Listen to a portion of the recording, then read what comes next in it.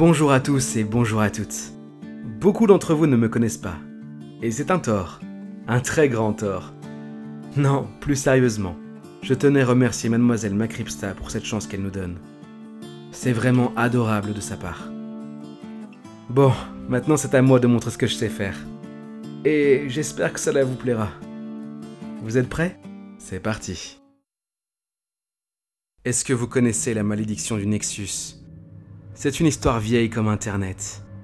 Mais il semblerait qu'elle ne soit que très peu connue. Moi-même, je ne l'ai découverte qu'en naviguant sur un obscur forum traitant du surnaturel. On pouvait y retrouver un paquet d'histoires qui font peur, comme Slenderman, ou Blue, ou encore le Dévoreur. Mais rien qui ne me soit étranger. Pour quelqu'un à la recherche de frissons comme moi, c'était assez décevant. Surtout que le forum promettait des frissons à chaque page. J'ai tout de même décidé de faire un dernier petit tour avant de le quitter. Je n'ai pas exactement trouvé ce que je cherchais, mais à force de fouilles, j'ai déniché quelques petites perles. J'ai été finalement happé par ce forum et son dédale d'histoires horrifiques. Je me suis donc logiquement créé un compte. Et de fil en aiguille, j'en étais même l'un des plus gros contributeurs. Je connaissais ce site comme ma poche. Du moins, c'est ce que je pensais. Il y a quelque temps, j'ai entendu par l'intermédiaire d'un ancien qu'il existerait une section secrète, et que ceux, en ayant eu l'accès, auraient dû jurer de ne parler du contenu à quiconque. Le lendemain, j'avais accès à un nouvel espace. Les cauchemars vivent parmi nous. Je dois bien reconnaître que le titre de cette zone secrète était des plus prometteurs. J'ai passé des nuits blanches à écumer les sujets, les enquêtes et les interviews de ceux ayant survécu à des attaques d'entités anormales. Le plus fou là-dedans, c'est qu'en recoupant toutes les infos, rien n'avait l'air factice.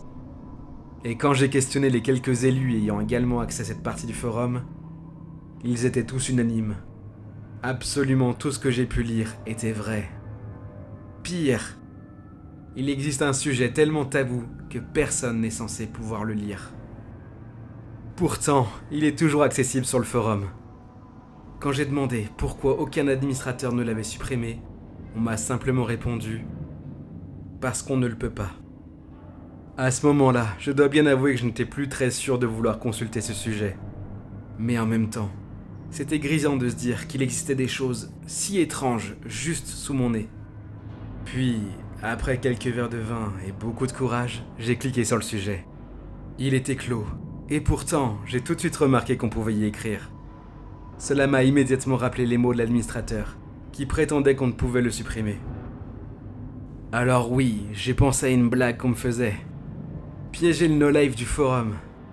Après tout, avec ma réputation de, je cite, « Monsieur je sais tout », cela ne serait pas si surprenant qu'il m'en veuille, et essaie de me foutre la trouille. Cependant, mes doutes se sont rapidement dissipés quand j'ai vu la date du premier message, puis de ceux qui ont suivi. Rien que le dernier date d'il y a 3 ans. Et moi-même, je n'ai découvert ce forum qu'1 an plus tard. Changer la date de tous les messages pour un simple membre comme moi me paraissait bien excessif. J'ai soufflé un grand coup, et j'ai laissé mon scepticisme derrière moi. Le sujet était constitué d'une liste de 3 règles, puis de 4 petits rapports journaliers d'une femme. Tout d'abord, laissez-moi vous citer les règles à respecter, et ce, quoi qu'il en coûte. Premièrement, vous ne devez sous aucun prétexte manger ou boire pendant toute la durée de la bande audio qui va être diffusée. Deuxièmement, évitez autant que possible de vous regarder dans un miroir ou un reflet quelconque pendant 10 minutes après l'écoute de ce qui va suivre. Si vous n'avez pas pu respecter cette règle, enfermez-vous dans un cercle de sel, et si possible, dans un espace ouvert sur l'extérieur. La 3e règle, je vous la réserve pour la fin. Vous êtes prêts ? Je vous lance l'audio.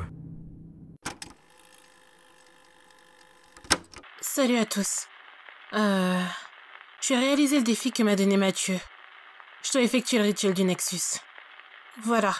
Alors, si je réussis, il devrait m'accorder un vœu. Bon, les bougies rouges, ça j'ai.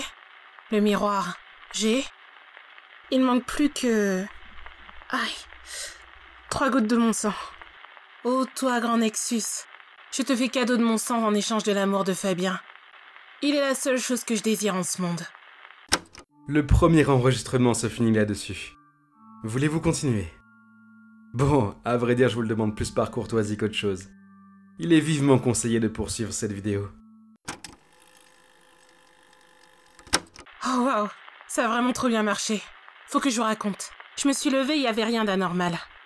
Enfin, il y avait juste une lettre sous ma porte. Mais vu qu'on était au début du mois, je me suis dit que c'était soit le loyer, soit une blague. Bref. En tout cas, Fabien a pas arrêté de me regarder. C'est complètement fou. Je crois vraiment qu'on est fait l'un pour l'autre. Gwen, viens ce soir près du grand arbre. J'ai quelque chose à te dire. Signé, Fabien. Vous êtes toujours là? Bien, bien. Il reste encore 2 vidéos. Et disons que les choses vont commencer à se corser pour Gwen. Je ne vous en dis pas plus, je vous lance la suite. Je sais pas trop quoi dire aujourd'hui. Mais j'ai vu Fabien hier. À vrai dire, c'était très bien au début.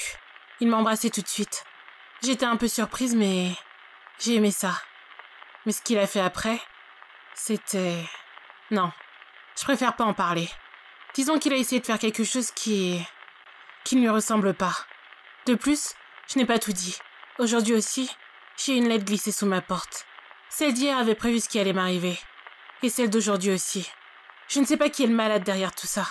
Mais dès demain, j'amène tout à la police. Je préfère vous prévenir que le dernier extrait n'est pas pour tout public. Néanmoins, si vous êtes arrivé jusqu'ici, eh bien, vous aurez peut-être une chance de survie. Pardon, j'ai trop parlé. Voici le dernier extrait. La lettre d'aujourd'hui a annoncé ma mort selon ce qui est écrit.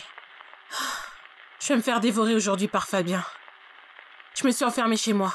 Il faut que je survive à cette journée et le sort sera annulé. C'est ce qui est dit dans le livre contenant le rituel. Merde. Fabien ? La jeune Gwen a bel et bien été retrouvée en partie mangée par le jeune homme, qui avait, selon ses propres dires, une envie dévorante de la déguster. Il est grand temps pour moi de vous présenter la 3e règle, l'ultime règle. La malédiction du Nexus se transmet comme un virus. Une fois que vous avez pris connaissance de son existence, votre seul moyen de, peut-être, vous en sortir, est de faire écouter l'enregistrement que je viens de vous passer à quelqu'un d'autre. Alors merci et bonne chance.